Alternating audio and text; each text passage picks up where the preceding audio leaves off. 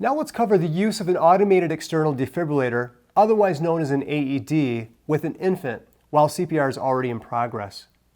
Now, I've either acquired the AED myself or someone's brought it on scene and it's now available.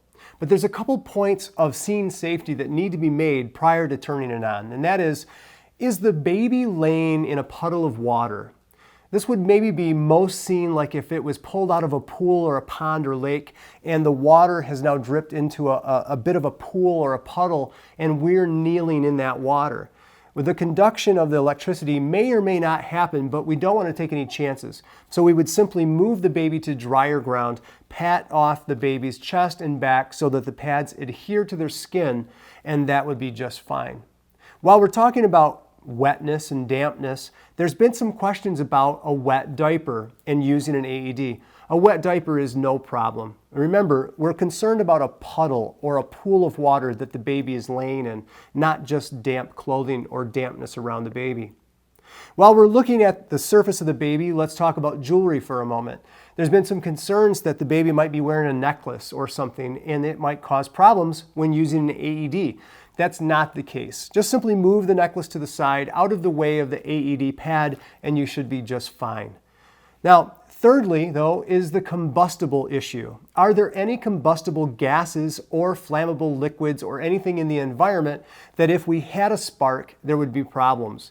If the scene is safe, then you're ready to use the AED. So let's continue. The first thing we want to do with the AED when we have it is turn it on. Remove clothing from person's chest. Once we turn the AED on, we will follow the promptings.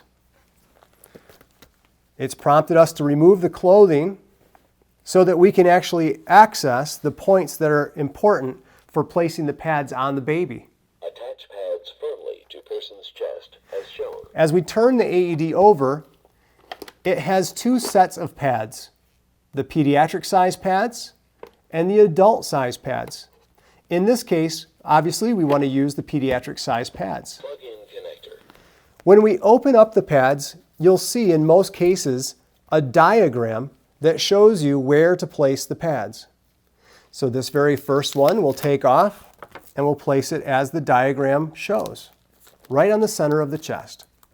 Make sure that it's stuck well and not peeling up, as that can affect the way the actual pad works.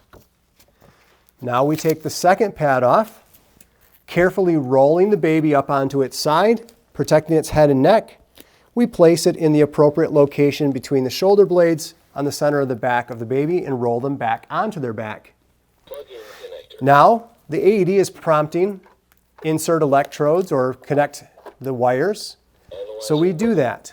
Everyone stand clear. We plug it in and we follow the prompts. It's at this point that we wait for the AED to actually charge and then encourage us to push the flashing button to rescue. Shock advised. Charging. Everyone Making stand sure we're not clear. touching the patient. It's prompting us to push the flashing button, Everyone and so stand we do. clear. Push the shock button. Shock delivered. As soon as we've delivered the shock, it's vital to remember that per current research and guidelines, we don't want to delay the very first compression following the shock. We want to minimize that time gap so that we're getting the pulse pressures back up as soon as we can and getting good circulation of oxygenated blood as fast as we can. So now we begin with our 30 compressions followed by 2 rescue breaths. We're following the same guidelines that we follow with the CPR, which is compressing 1/3 of the depth of the chest or approximately 1.5 inches deep.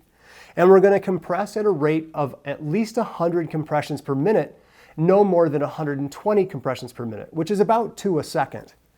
1 and 2 and 3 and 4 and 5 and 6 and 7 and 8, 9 and 10, 11 and 12 and 13 and 14 and 15, all the way up to 30 compressions. We take our mask, we put our one-way valve shield over the baby's mouth and nose and deliver 2 rescue breaths.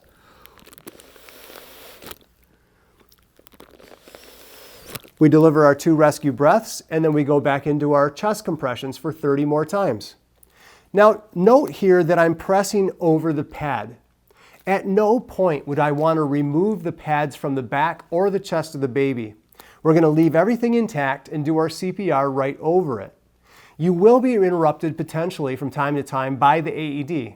Simply follow the prompts and continue your protocol until EMS arrives, someone equally trained or higher comes to relieve you, or the baby actually regains consciousness. But if the baby does regain consciousness and starts to breathe on their own, though we may stop doing CPR at that time, we would leave the AED intact and allow it to monitor the patient until EMS arrives and takes over.